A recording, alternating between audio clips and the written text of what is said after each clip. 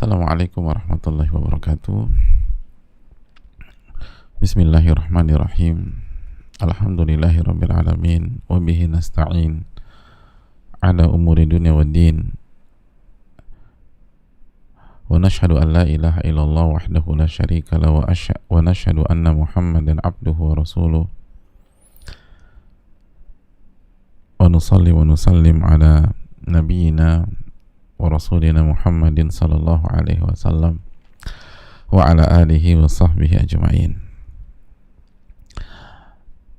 Hadirin Allah muliakan, marilah kita membuka majelis ini dengan meminta pertolongan kepada Allah Subhanahu wa taala agar Allah memberikan kita ilmu yang bermanfaat,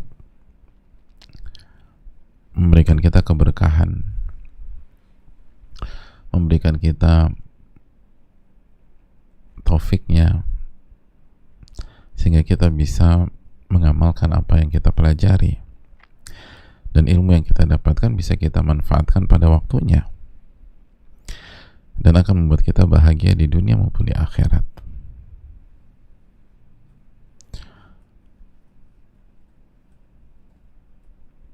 Sebagaimana marilah kita membuka majelis ini dengan bersyukur kepada Allah Subhanahu wa taala atas segala nikmat dan karunia yang Allah selalu berikan kepada kita, khususnya nikmat ilmu dan iman, nikmat yang akan memberikan kita semua yang kita butuhkan dan kebahagiaan di dunia dan akhirat. Maka ini yang perlu kita tanamkan terus, jamaah sekalian. Sebagaimana kita pun bersalawat dan salam kepada junjungan kita Nabi kita Muhammadin sallallahu alaihi wasallam beserta para keluarga, para sahabat dan orang-orang yang istiqomah berjalan di bawah naungan sunnah beliau sampai hari kiamat kelak. Hadirin Allah muliakan, masih dalam penghujung bab ketakwaan. Sebelum kita melangkah ke bab tawakal dan yakin, bab berikutnya tidak kalah penting, jemaah. Tapi sebelum kita melangkah ke sana, kita berusaha menekankan dulu hal-hal penting di dalam bab ketakwaan ini. Dan pada kesempatan kali ini, ketika kita berbicara tentang ketakwaan, hadirin Allah muliakan, kita tahu bersama bahwa tujuan kita diciptakan oleh Allah Subhanahu wa taala adalah untuk beribadah.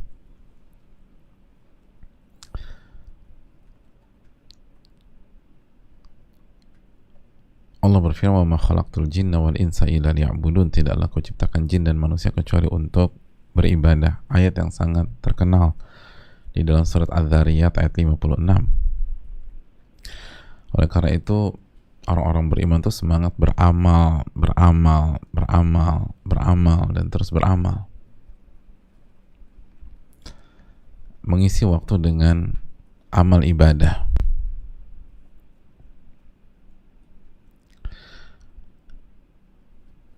Hadirin Allah muliakan, ketika kita sudah tersadar bahwa tugas kita di dunia ini bukan hanya menjalankan aktivitas dunia, bahkan itu bukan inti dari kehidupan. Tugas kita hidup ini adalah untuk beribadah dan untuk beramal.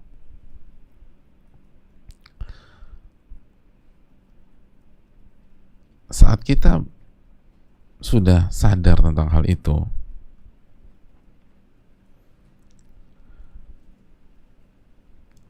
kita harus tahu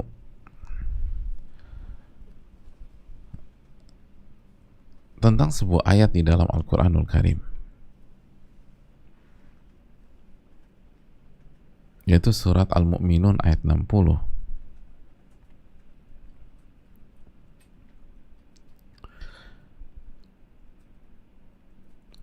Ayat ini adalah menu wajib bagi kita karena sangat penting. Ketika Allah Subhanahu wa taala berfirman di dalam ayat tersebut, walladzina yu'tuna ma ataw wa qulubuhum wajilah annahum ila rabbihim raji'un.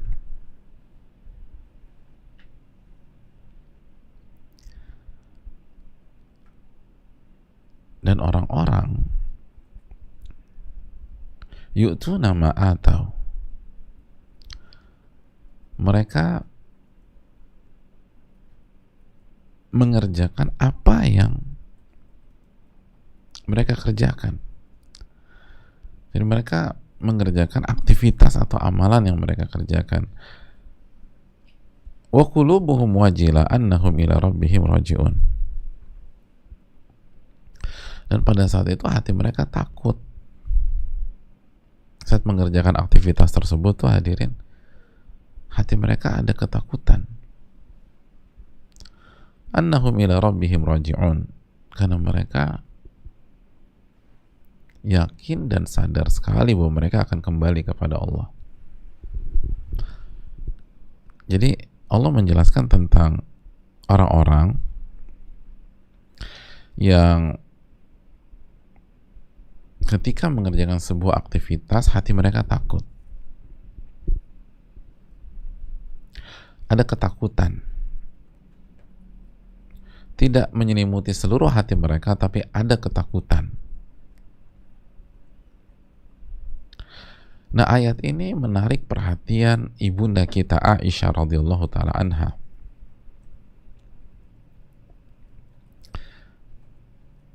Beliau sangat tertarik dengan ayat ini sehingga beliau memberanikan diri bertanya kepada Rasul sallallahu alaihi wasallam.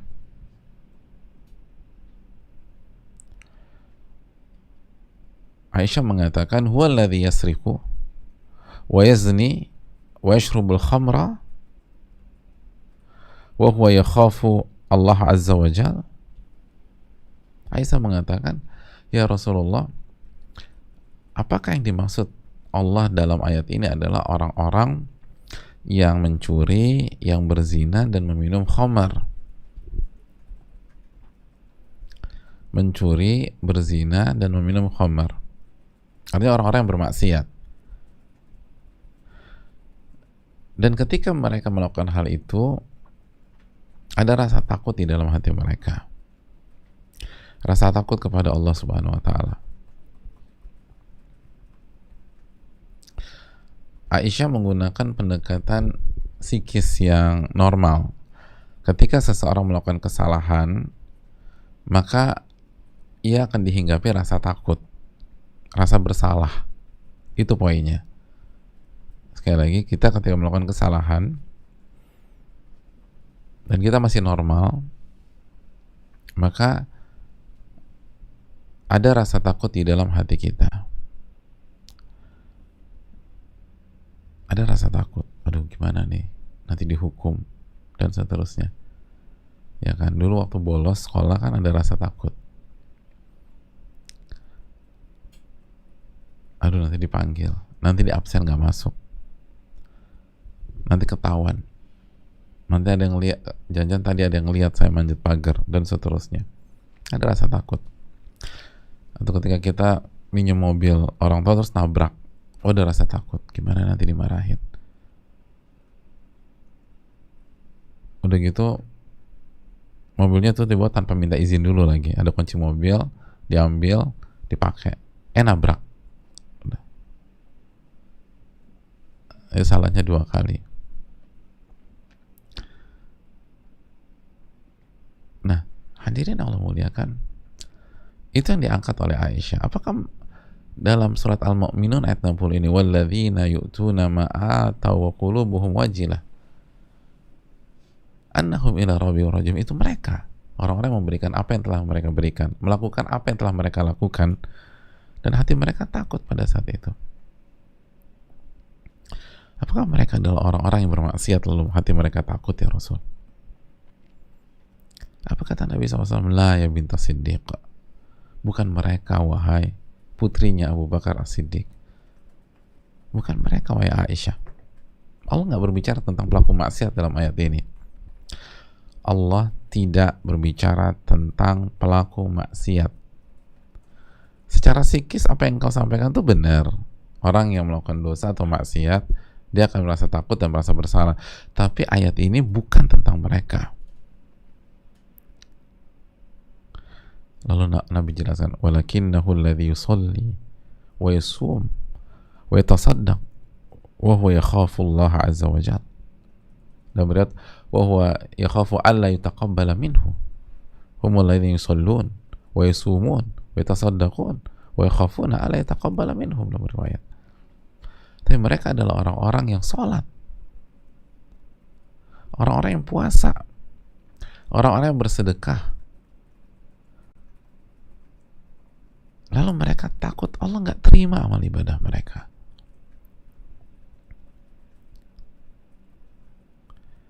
Allah nggak terima amal ibadah mereka.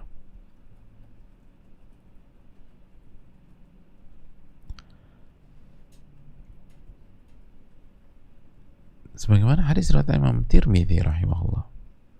Hadis Tirmidzi. Wa yakhafuna alla yutaqabbala minhum. Mereka takut Allah nggak terima amal ibadah mereka. Jadi Nabi ingin menjelaskan ayat ini, Al-Mu'minun 60 ini berbicara tentang perasaan yang dimiliki dan harus dimiliki oleh orang-orang yang beriman. Orang-orang yang rajin sholat, orang-orang yang rajin puasa, orang-orang yang rajin bersedekah, orang-orang yang berdakwah, orang-orang yang mengajar, orang-orang menuntut ilmu, orang-orang yang umroh, orang-orang yang haji. Ini karakter orang-orang beriman yang nggak bisa dipisahkan dengan mereka.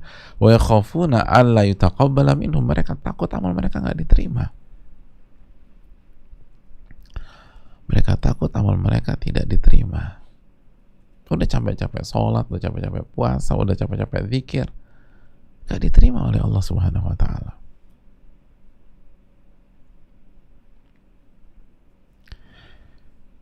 Hadirin Allah muliakan.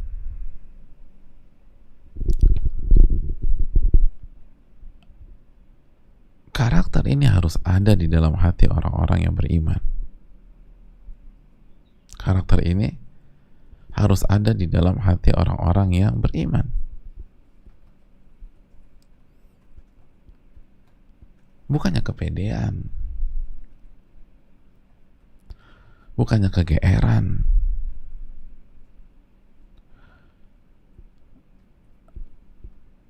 bukannya menjadi ujub dan sombong setelah melakukan ibadah. Hadirin Allah muliakan.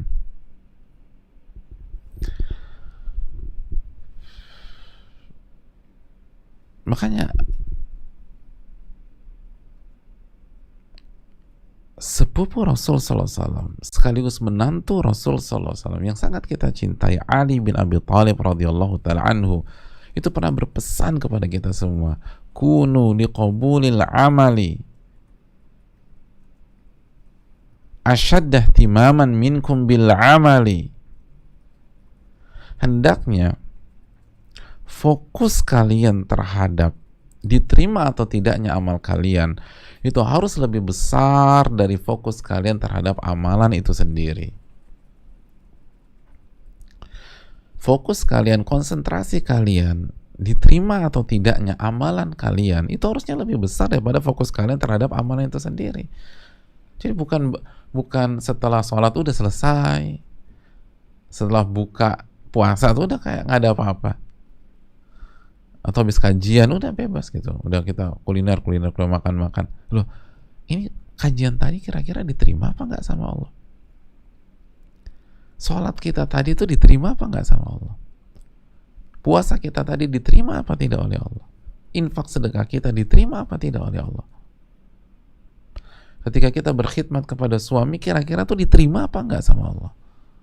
Saat kita kasih nafkah kepada istri kita, kira-kira itu amalan diterima apa enggak sama Allah? Ali bin Abi Thalib mengatakan, radhiyallahu taala anhu, dengan segala kedalaman ilmu beliau dan kecerdasan beliau mengatakan, harusnya fokus kita terhadap diterimanya amal ibadah harus lebih besar daripada fokus kita terhadap amalan itu sendiri. Jadi fokus kita, konsentrasi kita tentang diterima atau tidaknya kajian kita pada saat ini nih harusnya lebih besar daripada semangat ikut kajian itu sendiri. Pada saat kita memberikan nafkah kepada istri misalnya, harusnya fokus itu besar, tapi yang lebih besar kira-kira diterima nggak sama Allah? Diterimakah sama Allah Subhanahu wa taala?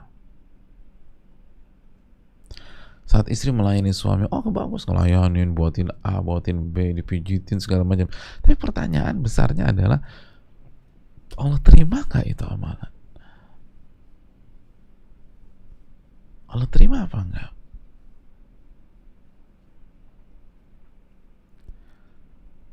Karena ini perasaan harus ada di dalam hati orang-orang beriman. Sebagaimana dalam surat Al-Mu'minun ayat 60 di atas.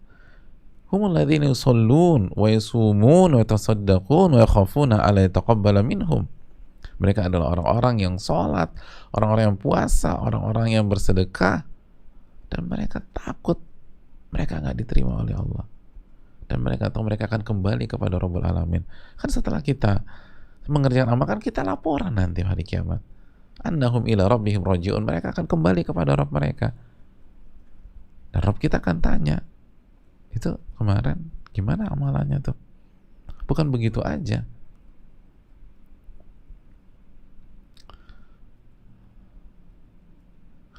Dan rasa takut ini atau nasihat Ali bin Abi Thalib ini sangat beralasan, jemaah, sangat beralasan.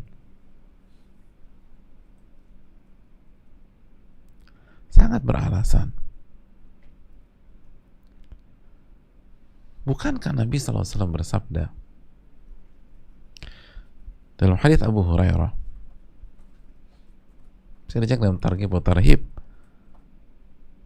Nabi mengatakan, inna rajula la yusalli sittina sana wa ma tuqbalu lahu shalah.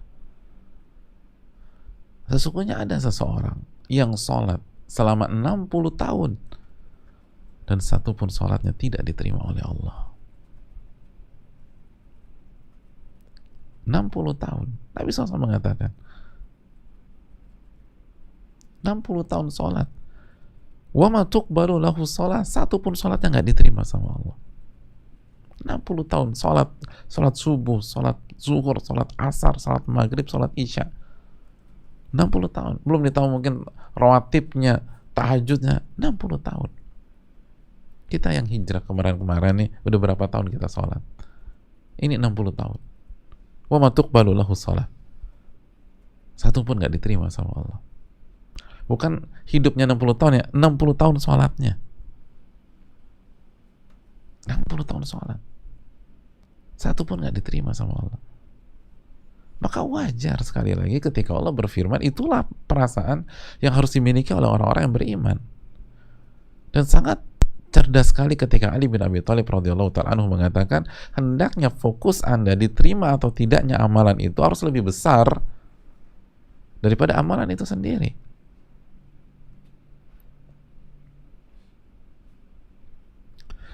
Daripada amalan itu sendiri.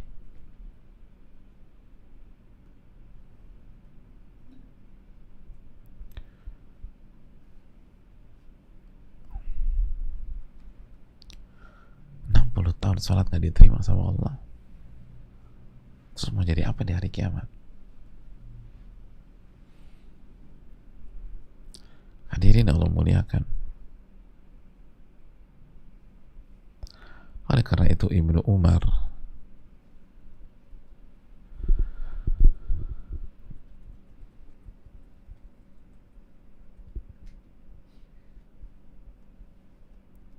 itu pernah mengatakan kepada anaknya, a'tihi dinara, tolong kasih orang itu 1 dinar.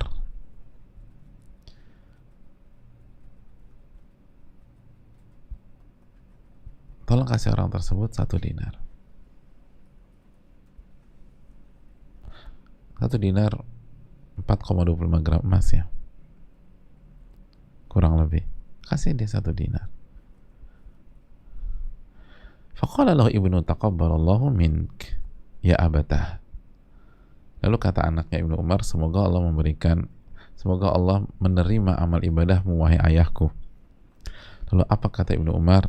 Law alimtu anna Allah taqabbala minni sajdatan wahidah wa sadaqata dirham wahid lam yakun ghaibun ahab ilayya minal maut. Kalau aku bisa tahu Allah menerima satu saja sholat, satu saja sujudku, dan pakai bahasa minni sajadah wahidah, satu saja sujudku, dan 1 dirham saja yang aku sedekahkan, nggak usah 1 dirham deh, 1 dirham aja. Kalau satu dinar itu 4,25 gram emas, 1 dirham kan 80.000 kurang lebih sekarang. Ya nggak usah 1 dinar, 1 dirham aja, 80 ribuan. Satu dirham. Dan itu bisa aku tahu secara jelas, tidak gaib. Kalau kita kan nggak tahu sekarang. Jadi aku bisa tahu secara jelas. Maka itu lebih aku sukai daripada kematian. Jadi aku meninggal aja udah. Kalau diterima sama Allah, udah selesai. Kalau dapat 1 aja diterima udah. Mau cari apa lagi di dunia?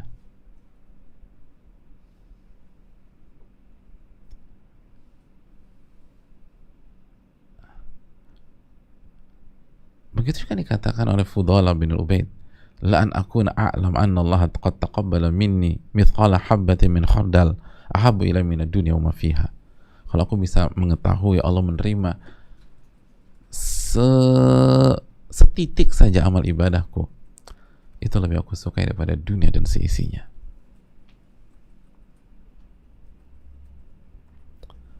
Lebih aku sukai daripada dunia dan seisinya.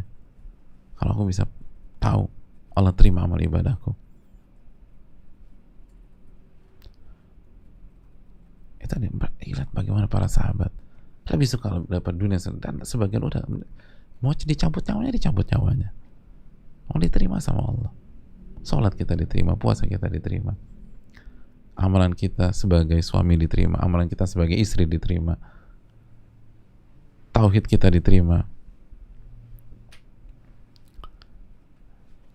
Dan itu bukan hanya sebagai ucapan Ibnu Umar, bukan hanya Fudalah bin Ubaid, itu juga ucapan Abu Darda. Abu Darda juga mengatakan, la an astaiqina anna Allah taqabbala minni salatan wahidah ahabbu ilayya min ad-dunya wa fiha. Abu Darda juga mengatakan dalam diriwayatkan dari beliau, kalau aku bisa pastikan Allah menerima 1 salatku saja, itu lebih aku cintai daripada dunia dan seisinya. 1 salat, bukan 1 hari, apalagi 1 bulan, apalagi 1 tahun. 1 salat aja aku bisa pasti, itu lebih aku sukai daripada dunia dan seisinya. 1 salat saja, jamaah.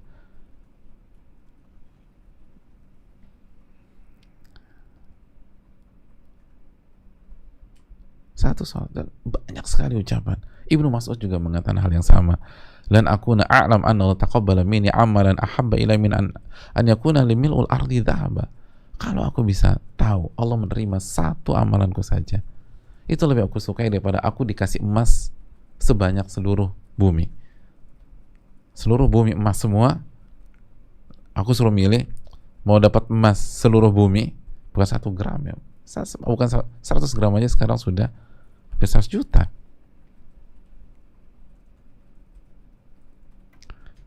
Seratus gram segini, ini semua bumi emas, seluruh bumi emas. Lalu dikasih opsi, mau dapat emas atau dapat info bahwa amalanmu diterima sama Allah. Saya milih amalan saya diterima. Oh iyalah, kata Nabi SAW, rakaat al-fajri khairun minad dunya wa ma fiha, 2 rakaat salat sunnah fajar lebih baik daripada dunia dan seisinya. Itu mereka orang cerdas, jemaah.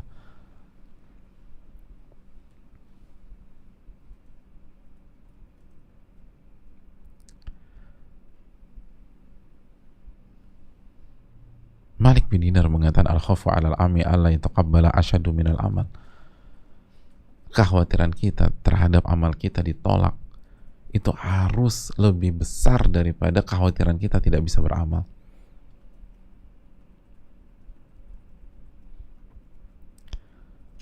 Dan bagaimana dulu para ulama kita, dan sekarang kita santai-santai aja, kayak nggak ada beban udah.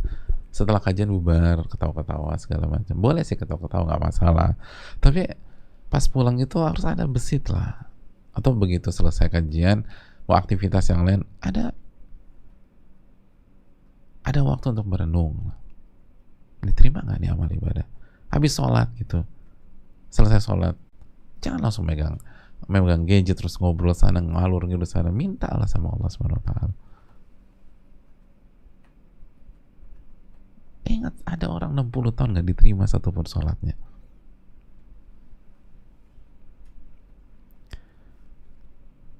Makanya nggak heran jemaah sekalian, sekaliber Nabi Ibrahim alaihissalam, Nabi Ibrahim setelah meninggikan dan membangun Ka'bah, apa yang beliau lakukan? Nabi Ibrahim alaihissalam, wa idh yarfa'u Ibrahimul qawa'ida minal baiti wa Ismail, dalam surat Al-Baqarah. Wa idh yarfa'u Ibrahimul qawa'ida min, dan ingatlah ketika Nabi Ibrahim meninggikan dasar-dasar Ka'bah bersama Nabi Ismail. Rabbana taqabbal minna. Apa yang dilakukan oleh Nabi Ibrahim dan Ismail? Wa idh yarfa'u Ibrahimul qawa'ida minal baiti wa Ismail. Dan ketika Nabi Ibrahim meninggikan dasar-dasar Baitullah bersama Ismail. Lalu apa mereka tertawa terbahak-bahak? Mereka tenggelam dalam euforia. Mereka teriak-teriak. Mereka senang-senang.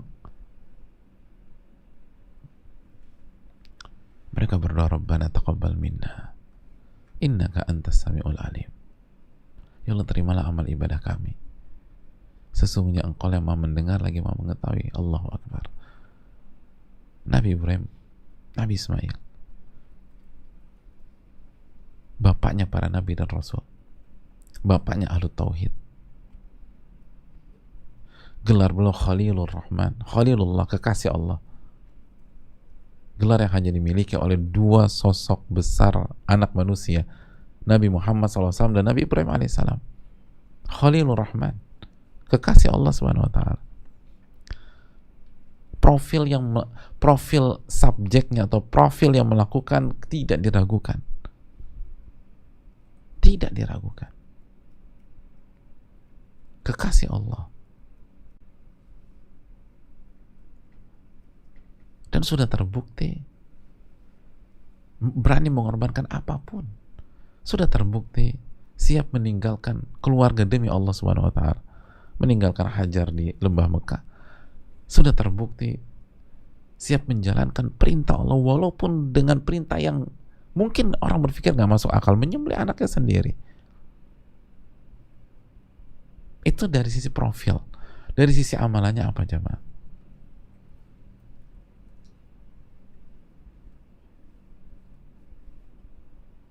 Membangun musola? Bukan. Membangun masjid? Bukan. Walaupun membangun musola dan masjid penting.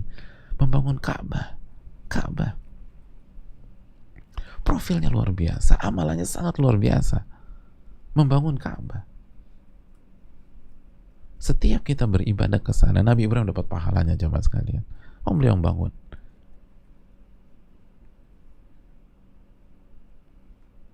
Amalan yang sangat presisius dilakukan oleh sosok yang luar biasa. Tapi begitu selesai, Rabbana taqabbal minna. Ya Allah, terimalah amal ibadah kami. Adapun kita, bukan Nabi Ibrahim, bukan Nabi Allah Subhanahu Wa Taala, bukan Rasul Allah Subhanahu Wa Taala, nggak jelas, masih berperang melawan ketidakikhlasan, masih berperang melawan sombong, masih berperang melawan ujub. Ilmu agama kita nggak ngerti, kecuali sedikit aja, baru hijrah beberapa waktu yang lalu, dan seterusnya. Dan yang kita kerjakan juga bukan membangun Ka'bah. Amalan yang di bawah, levelnya sangat di bawah membangun Ka'bah. Begitu beramal lupa nih. Lupa meminta, ya Allah terimalah amal ibadah saya.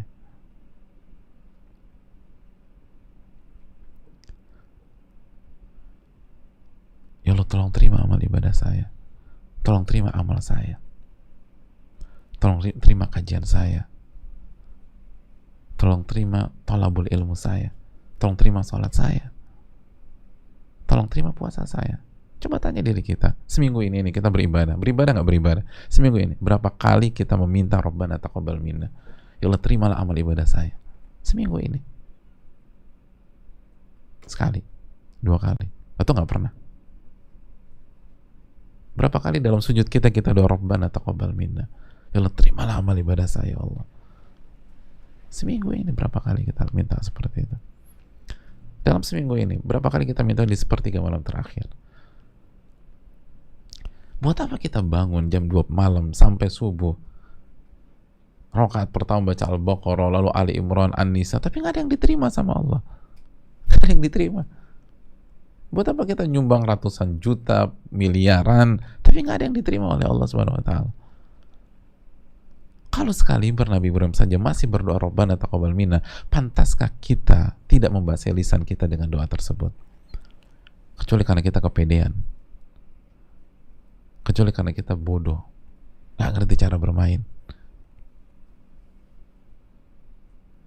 atau sombong, kepedean, merasa aman. Padahal itulah karakter yang dimiliki oleh orang-orang beriman. Dalam surat Al-Mu'minat 60 di atas, harus ada rasa takut, dan rasa takut itu yang men-trigger kita, mencambuk kita untuk meminta sama Allah. Kalau kita tidak meminta atau tidak pernah meminta, ya Allah terimalah amal ibadah kami, terimalah amal ibadah kami, berarti tidak ada rasa khawatir dalam diri kita. Kapan penumpang di sebuah pesawat berdoa kepada Allah, selamatkan saya, selamatkan saya, selamatkan saya, karena dia khawatir mau jatuh ketika turbulensinya tinggi, luar biasa goncangannya, pesawat udah begini-begini, baru Rabbana taqabbal, Rabbana anjina, ya Allah selamatkan saya. Kalau nyaman, enak, udah tidur, nonton entertainment pesawat udah. Kekhawatiran itulah yang membuat seorang hamba berdoa. Kekhawatiran dan harapan itu yang membuat seorang hamba berdoa. Jadi kalau misalnya selama ini kita nggak pernah berdoa Rabbana taqabbal minna, berarti nggak ada khawatiran dalam diri kita. Dan kalau nggak ada khawatiran, benarkah kita orang baik dengan amal-amal ibadah kita? Sedangkan orang baik dikatakan Nabi, wa yakhafuna alla yataqabbala minhum, mereka selalu punya perasaan khawatir mereka Allah nggak terima amal ibadah mereka. Tadi kita sudah sebutkan Ali bin Abi Thalib, lalu Abdullah bin Mas'ud, Ibnu Umar, Malik bin Dinar, Fudalah bin Ubaid, Abu Darda, itu orang-orang baik.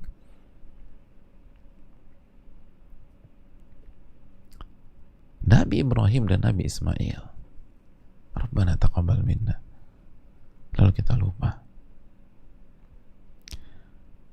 Hadirin Allah muliakan, kalau begitu siapa orang yang amal ibadahnya Allah terima?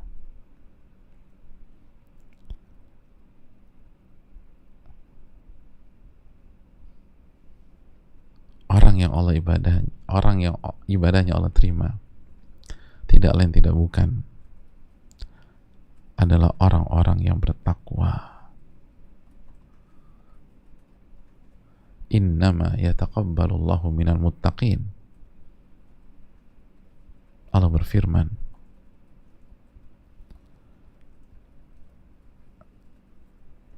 sesungguhnya yang Allah terima hanyalah amalan orang-orang yang bertakwa. Innama yataqabbalullahu minal muttaqin, dalam surat Al-Maidah. ayat 27, di akhir ayat tersebut, setelah Allah atau ayat ini bicara tentang dua anak Nabi Adam, watslu alaihim naba bani adam bil haqqi id qarraba qurbana fatuqabbala min ahadihima wa lam yataqabbal minal akhar. Bacalah kepada mereka cerita tentang dua anak Adam, Habil dan Qabil, ketika keduanya memberikan pengorbanan, berkurban, maka Allah menerima amalan Habil dan Allah tidak menerima amalan Qabil.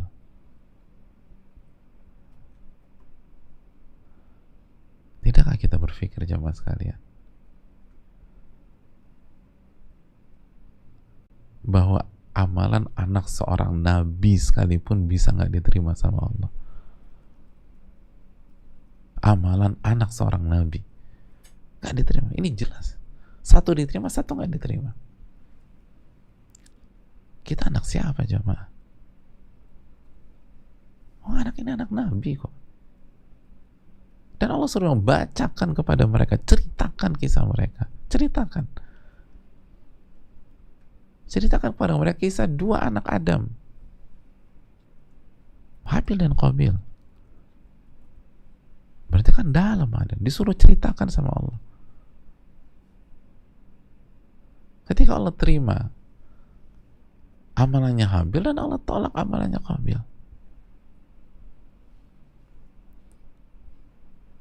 Dan kita tahulah cerita itu. Dan poin yang kita tekankan adalah kalau anak seorang nabi saja itu bisa nggak diterima, lalu kita masih kepedean.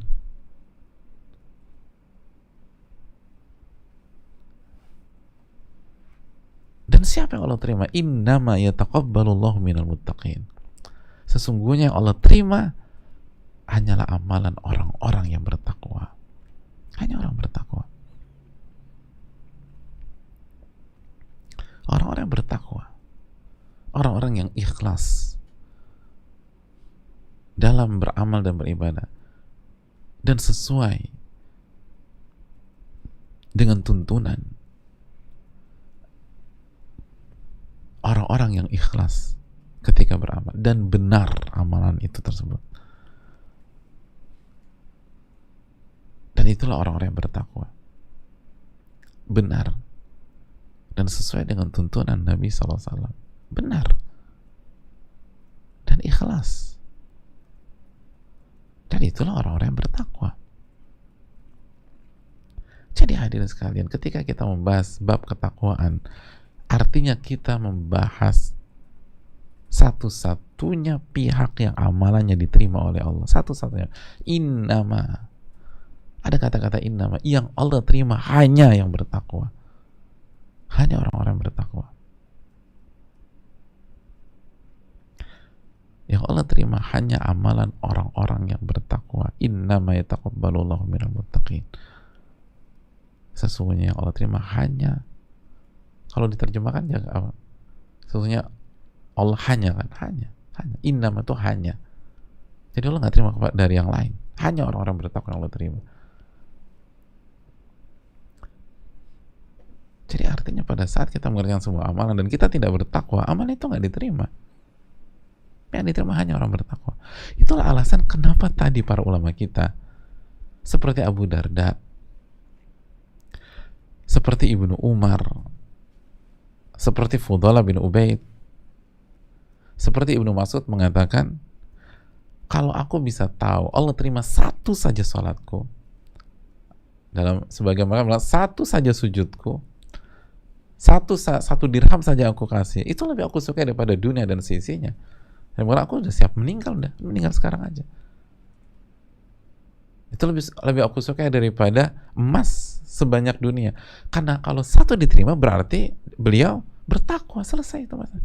Jadi kalau satu aja diterima berarti beliau bertakwa. Dan kalau bertakwa udah surga deh. Jadi lihat kejelian mereka. Kalau satu saja diterima berarti bertakwa. Itu sebagai sampel bagi yang lain. Karena Allah hanya terima amalan orang-orang yang bertakwa. Makanya dalil yang mereka bawakan ketika mereka mengatakan hal tersebut seperti Fudalah bin Ubaid, Ibnu Dinar, lalu Abdullah bin Mas'ud, lalu Abu Darda adalah ayat ini. Innama yataqabbalullahu minal muttaqin.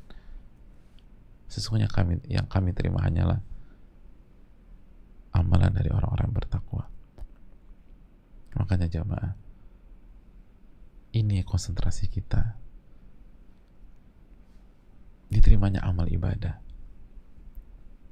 harus lebih besar daripada konsentrasi kita beramal itu sendiri.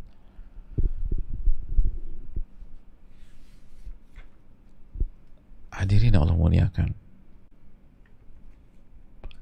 Sahnun tuh pernah mengatakan bahwa Ibnu Qasim itu kalau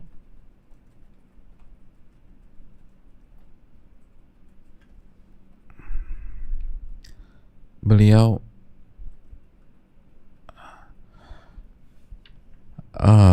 ditanya atau menasihati, itu beliau sering sekali mengatakan ittaqullah, bertakwalah kepada Allah. Fa inna qalila hadzal amr ma'at taqwa katsir. Karena sedikitnya amalan atau sedikitnya sesuatu, sedikitnya ibadah, tapi jika bersama ketakwaan maka akan jadi banyak. Wa katsiruhu ma'a ghairi taqwa qalil. Dan banyaknya sebuah ibadah, banyaknya sebuah amalan, kalau nggak ada ketakwaan itu sedikit, bahkan nggak ada sama sekali, nggak dianggap sama sekali. Bayangkan 60 tahun sholat nggak diterima sama Allah. Jadi fokus kepada ketakwaan, jaga keikhlasan, pastikan usahakan amalan kita benar, diarahkan oleh Nabi SAW sesuai dengan tuntunan dan syariat beliau SAW, sehingga Allah terima dan kita jadi orang bertakwa. Jalankan perintah, jauhi larangan.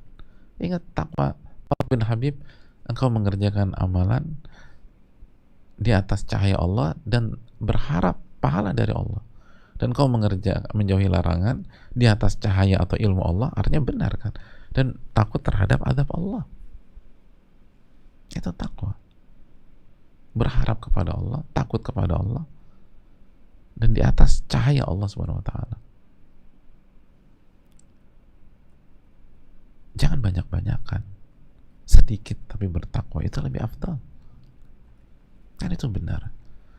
Hadirin, kita belajar dari kisah Imam Malik bin Anas rahimahullah ketika menulis kitab Muwatta. Lalu ditanya oleh sebagian orang, kenapa engkau menulis kitab ini? Bukankah yang setipe dengan kitab ini banyak? Setipe dengan kitab Muwatta banyak pada saat itu. Bahkan jangankan setipe, satu judul ada, dan lebih dari satu. Jadi nulis buku tidak ada diferensiasi sama sekali. Kita tahu hari ini banyak pakar mengatakan kalau ingin sukses diferensiasi, kalau ingin sukses diferensiasi, kalau ingin sukses diferensiasi. Karyanya Imam Malik secara tipe udah banyak buku seperti itu. Lalu namanya pun juga ada, sampai nama ada, Muwatta. Tapi apa kata beliau? Lihat ucapan beliau, dan ini harus jadi prinsip kita. Kata beliau, maka nalillahi fahuwa baqa. Sesuatu yang dipersembahkan untuk Allah itu yang akan kekal, itu yang akan eksis, itu yang akan diterima sama Allah. Dan kalau Allah terima akan dieksiskan sama Allah.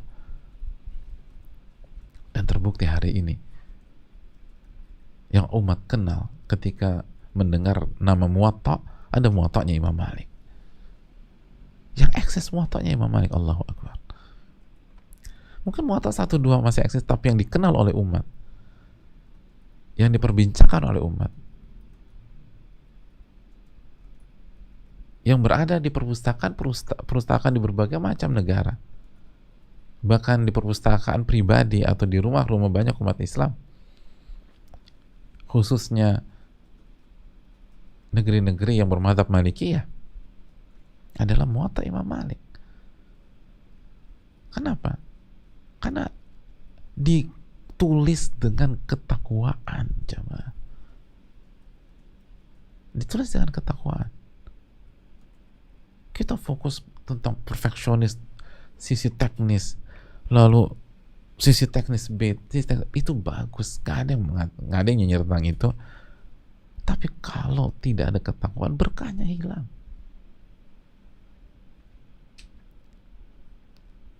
Berkahnya hilang.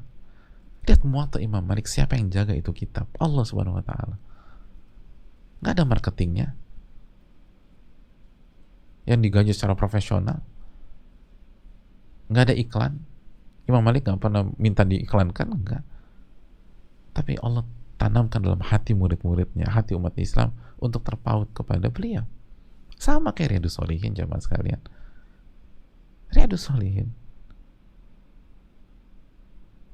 Kenapa kita kaji buku Riyadhus Shalihin? Emangnya Imam Nawawi minta sama kita, atau keturunannya Imam Nawawi minta sama kita, tolong kaji buku buyut saya gitu, Imam Yahya bin Syaraf? Nggak ada. Dan kita tahu bersama di dalam dunia ilmu ada banyak buku yang setipe dengan Riyadhus Shalihin. Setipe. Tapi kenapa hati kita terpaut kepada Riyadhus Shalihin? Begitu enaknya ngaji apa? Riyadhus Shalihin. Enaknya, padahal kita nggak dikasih apapun, nggak dapat uang juga, nggak ada campaign juga dari keturunannya Imam Nawawi misalnya. Mereka juga nggak dapat, mereka nggak buat royalti dan seterusnya. Tapi kenapa hati kita terpaut sama itu? Sampai buku ini menjadi ranking kedua kan dalam penyebaran dan pengkajian, hanya kalah dengan Kitabullah Al-Quranul Karim. Itu berarti umat di mana-mana Riyadhus Shalihin. Riyadhus Shalihin. Riyadhus Shalihin.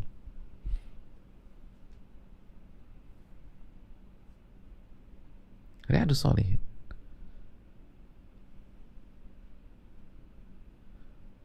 Coba lihat ke masjid-masjid. Kalau ada buku agama selain Al-Quran di masjid-masjid, itu memang besar, pasti ada koleksi Riyadhus Shalihin.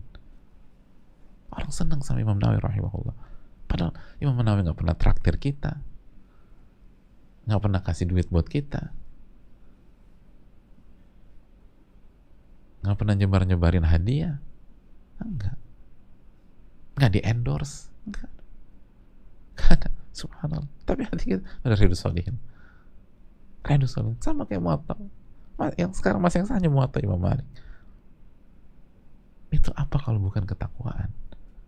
Makanya jemaah, kita ribet ke teknis A, teknik B, itu bagus. Tapi kalau teknis saja kita fokus, mana ketakwaan? Mana penerimaan amal ibadah? Ingatlah nasihat Ali bin Abi Thalib. Kita harus lebih fokus bagaimana ibadah ini diterima. Bagaimana kita jadi orang bertakwa. Nanti Allah yang atur semua. Sampainya Riyadhus Shalihin di tangan kita, lalu kita kaji. Ini kan Allah yang ngatur semua. Bukan Imam Nawawi dengan networknya, bukan.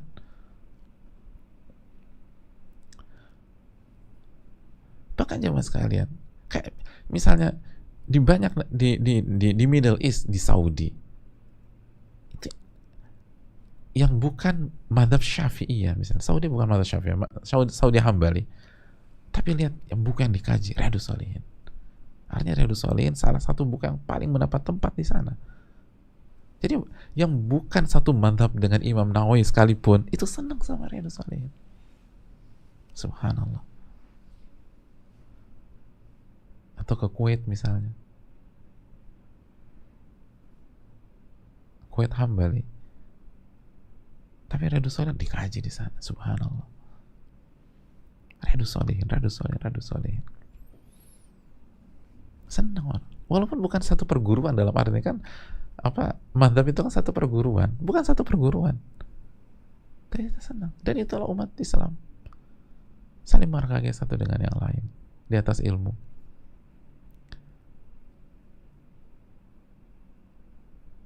Itu kan harus kita bahas Riyadhus Shalihin, harusnya kita mengajak diri kita berpikir dan menerawang ke arah sana. Kok bisa ya? Siapa yang menggerakkan hati kita? Siapa yang membuat kita memilih buku ini? Padahal nggak ada uang, nggak ada sistem, nggak ada segala macam. Allah Subhanahu Wa Taala. Kalau begitu, kalau saya ingin sukses dalam hidup saya, fokus pertama kali saya, bagaimana amal ibadah ini diterima oleh Allah. Nanti Allah yang ngatur semuanya. Kalau Allah terima amal ibadah kita, Allah yang bantu kita. Allah yang ngatur kita.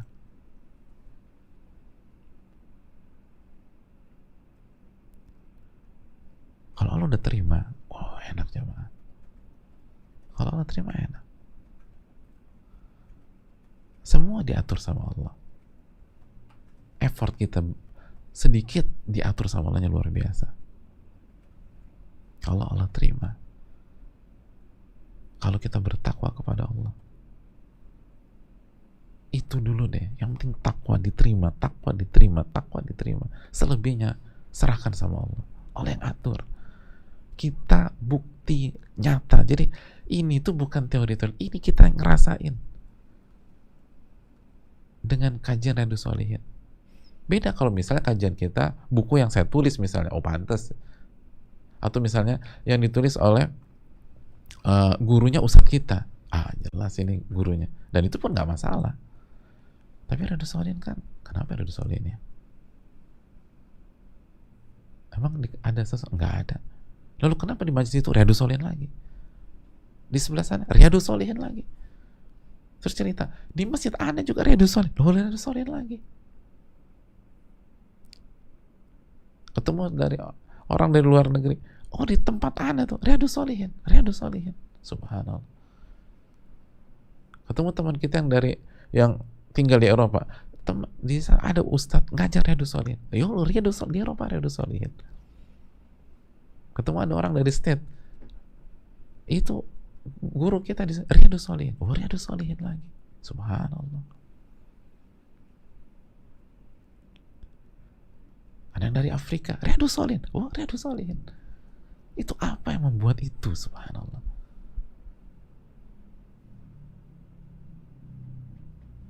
Apa yang membuat itu? Lihat, itu real di depan kita, jemaah. Tapi kita nggak ambil ibrah. Fokus kita banyak-banyakan semata, casing semata, tanpa memperdulikan diterima apa enggak ya, diterima atau enggak ya, diterima atau enggak. Buktinya kita lupa berdoa kepada Allah.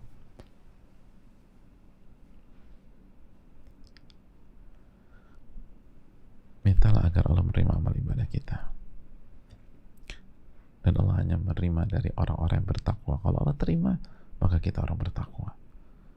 Dan Allah akan atur di dunia dan akhirat. Allah akan atur di dunia dan akhirat. Ini bisa disampaikan, semoga bermanfaat. Kita buka sedikit waktu untuk sesi tanya jawab. Wassalamualaikum warahmatullahi wabarakatuh.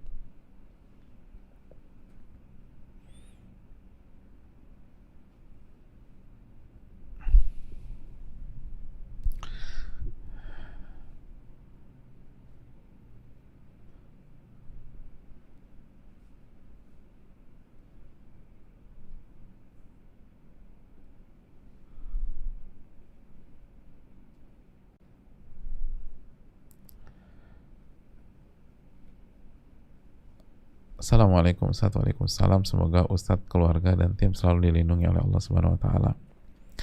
Ustadz, bagaimana sebenarnya cara evaluasi ketakwaan diri? Saya baru hijrah tahun ini dan berusaha mengamalkan semua bab yang sudah dipelajari dan kajian-kajian dari Ustadz lain. Namun banyak dari diri saya yang masih sangat kurang, dan belum lagi banyak yang mengkritik sifat saya. Saya jadi sedih karena saya belum bisa maksimal. Belum lagi saya ingat dosa-dosa saya dan setiap hari bawaannya ingin menangis. Bagaimana sebenarnya cara memperbaiki ketakwaan yang benar dan tidak berlebihan? Terima kasih Ustadz, jazakallahu khairan.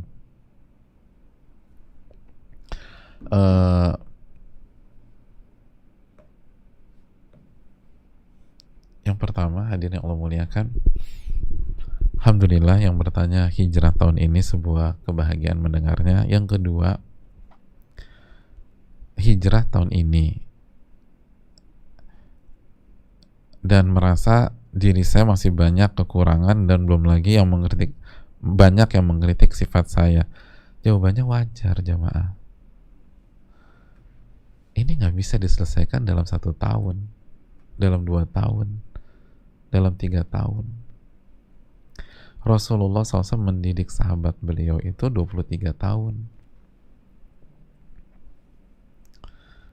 23 tahun.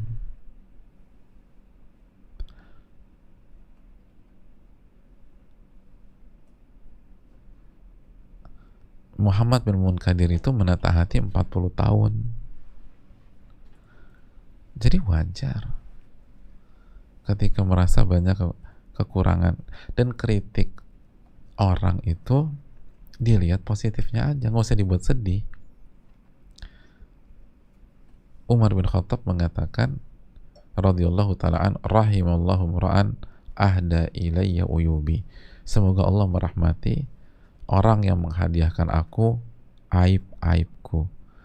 Jadi semoga Allah merahmati orang yang mengkritikku.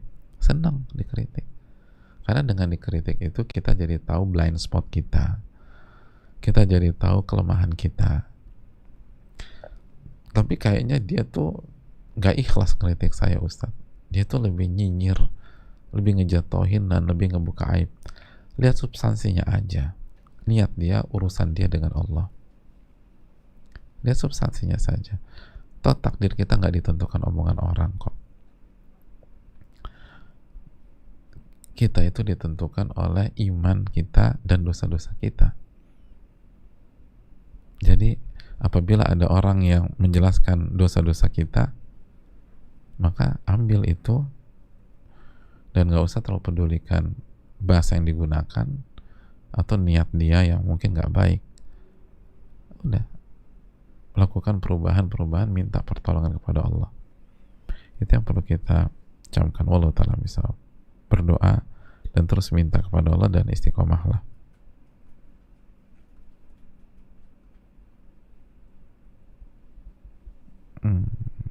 Mana ini?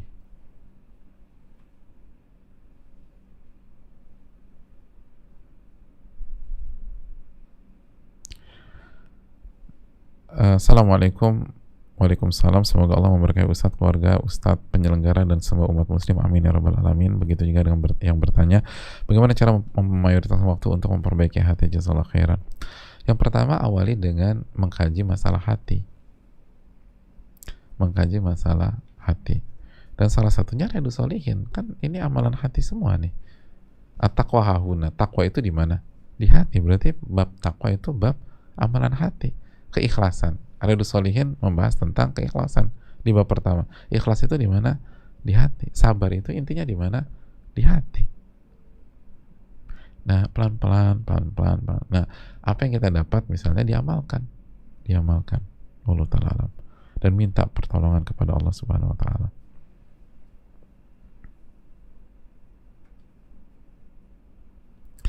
Assalamualaikum warahmatullahi wabarakatuh. Waalaikumsalam warahmatullahi. Semoga Ustadz dan seluruh tim selalu diberkahi dan diridhoi Allah. Amin ya rabbal alamin.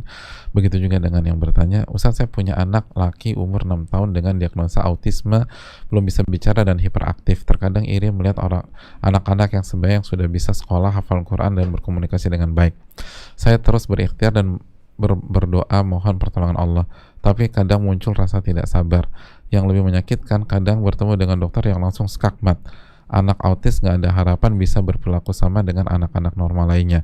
Tolong beri saya nasihat agar bisa terus sabar. Mohon doa untuk anak saya. Jazakallahu khairan. Hadirin Allah muliakan, gak ada masalah.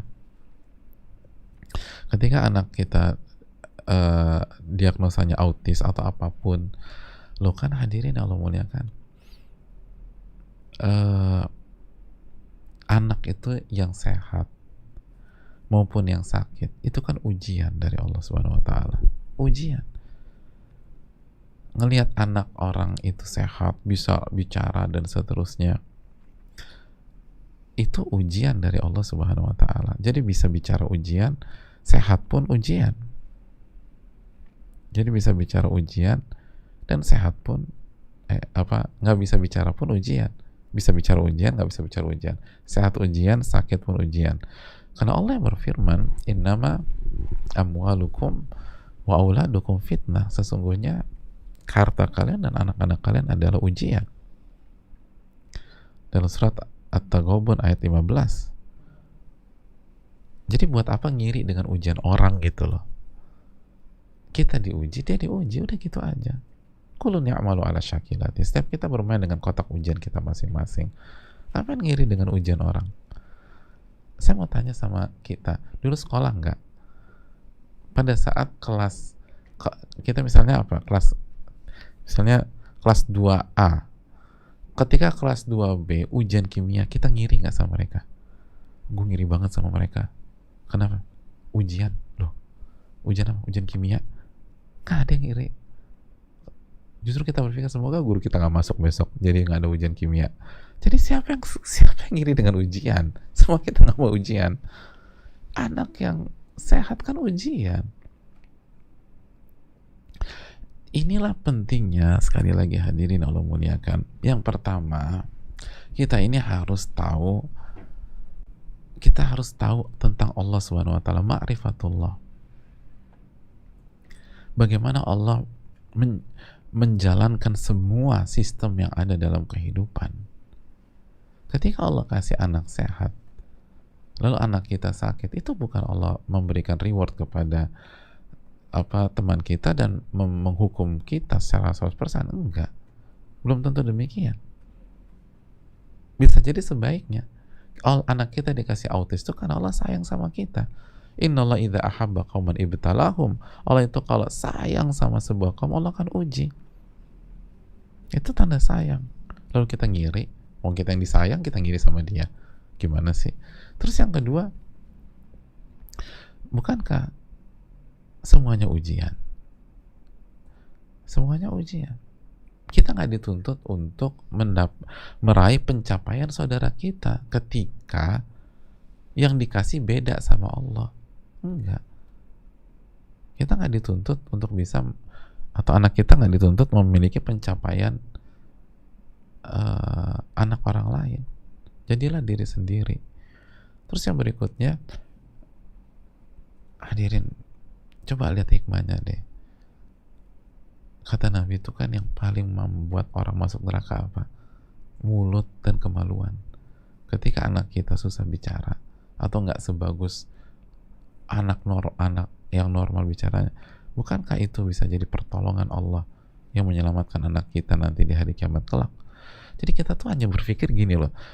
Seringkali itu kita berpikir pertolongan adalah bisa bicara. Jadi terus terapi sampai bisa bicara lancar, dan kalau nggak bisa bicara lancar berarti kita gagal. Kata siapa begitu? Silakan terapi, tapi pertolongan belum tentu hanya itu. Makanya kita perlu tahu ma'rifatullah itu, mengenal Allah. Gimana cara Allah memberikan pertolongan?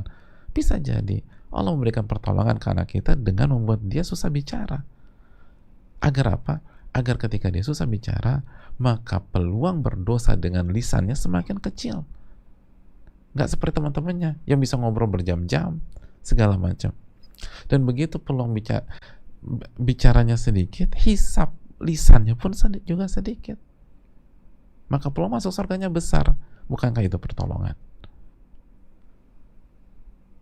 Sekali lagi, jangan selalu mengaitkan pertolongan dengan hal-hal positif duniawi.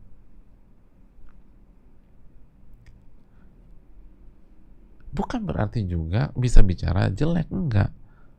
Terus akhirnya dibuat cacat tuh lidah, enggak juga. Tapi ingatlah bahwa pemberian Allah yang terbaik. Pemberian Allah yang terbaik. Pemberian Allah yang terbaik. Itu hal yang perlu kita camkan.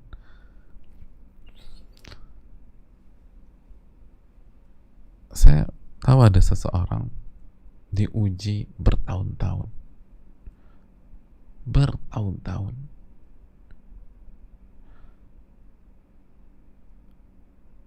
Waktu dia diuji, dia tuh tanya, kapan pertolongan Allah Subhanahu wa taala? Kok nggak datang-datang nih? Berdoa, ya Allah tolong ya Allah. Diuji bertahun-tahun, kurang lebih 10 tahun diuji. Tanya kapan pertolongan Allah, kapan pertolongan Allah. Sekarang, setelah akhirnya 10 tahun selesai ujian. Habis itu setelah hari ini, setelah puluhan tahun dari 10 tahun itu, dia baru menyadari bahwa 10 tahun itulah pertolongan Allah Subhanahu wa taala. Pertolongan Allah untuk siap menghadapi hari-hari ini.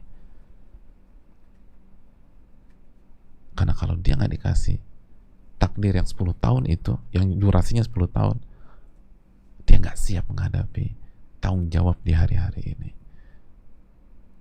Dan dia bersyukur dikasih takdir itu. Jadi 10 tahun jungkir balik, justru itulah pertolongan Allah Subhanahu wa taala.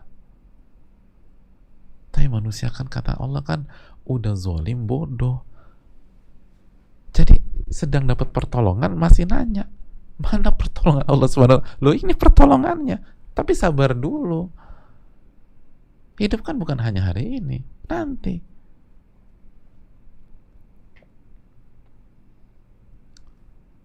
Nanti sabar. Itu kalau dia nggak diuji 10 tahun itu, dia nggak bisa menghadapi tanggung jawab besar di hari-hari ini. Dan belum sampaikan, saya baru tahu ternyata setiap hari jungkir balik itu,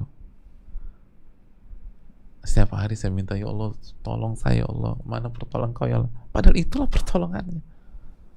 Dan itu baru sebagian yang dia sadari, belum lagi pertolongan yang banyak itu yang kita mungkin nggak sadar atau belum sadar. Makanya zaluman jahula dalam surat Al-Ahzab ayat 70 berapa hadirin? 74 ya, 74 kalau nggak salah. Zaluman jahula, manusia itu zalimnya minta ampun, bodohnya luar biasa. Saking bodohnya, pertolongan udah datang masih nanya. 74, 72 ya, 72. Pertolongan udah dari kemarin, dia nggak sadar juga. Baru pertolongan dari kemarin. Aduh, mana pertolongan Allah? Loh, dari minggu lalu mas, pertolongannya udah datang. Loh, kok aku nggak sadar? Ya zaluman jahula, udah zolim, bodoh, udah manusia, udah begitu.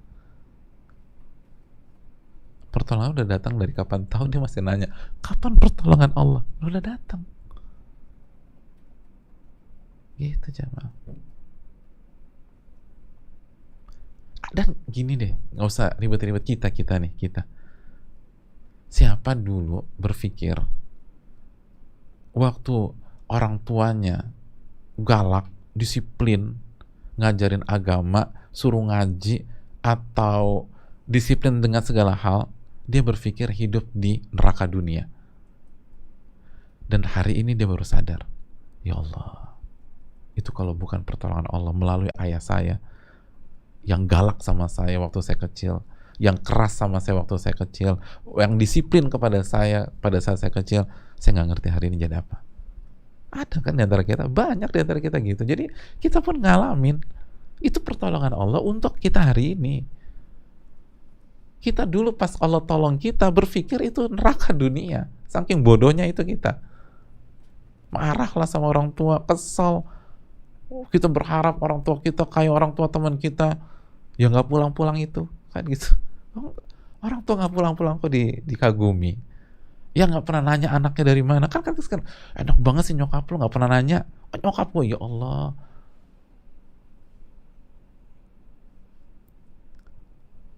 Udah kayak detektif. Itu kita berpikir kayak neraka tuh. Padahal kita nggak pernah masuk neraka juga, dan semoga nggak pernah masuk neraka. Udah kayak dibelenggu, kayak ditekan hari ini. Ya Allah subhanallah, itulah pertolongan Allah. Itu pertolongan Allah, sehingga saya siap di hari ini, sehingga saya matang, saya punya pola disiplin dan seterusnya. Jadi jangan berpikir pertolongan itu hanya uang, hanya sehat, hanya sembuh, hanya dapat project.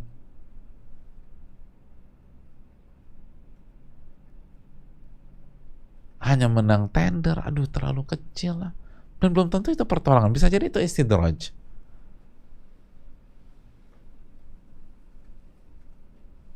Bisa jadi itu istidraj. Ada banyak di antara kita dulu tuh dibangunin orang tuanya jam 3 pagi atau jam setengah 4 pagi tuh, itu hal yang paling buruk dalam hidupnya. Dia pikir hari ini, ya Allah, itu pertolongan Allah tuh. Kalau saya nggak dilatih sama orang tua saya, dan itu karena Allah baik sama saya, Allah utus, Allah kasih orang tua kayak begitu, sekarang saya pasti tidurnya berantakan, bangunnya berantakan, dan nggak punya spirit untuk mulai segala aktivitas dari pagi hari. Ya Allah, banyak banget kita ngalamin hal itu. Subhanallah. Ma'rifatullah itu penting, mengenal Allah dan bagaimana Allah menjalankan ini semua, mengatur ini semua. Makanya tauhid itu penting, jemaah. Dan ini real. Ini real. Makanya tauhid itu ilmu real, ilmu realita. Ini yang bisa disampaikan. Subhanakallahumma wa bihamdika, la ilaha illa anta, astaghfiruka wa atubu ilaik. Assalamualaikum warahmatullahi wabarakatuh. Rabbana taqabbal minna. Allahumma inna nas'aluka ilman nafi'an wa na'udzubika min ilmin la yanfa'. Assalamualaikum warahmatullahi wabarakatuh.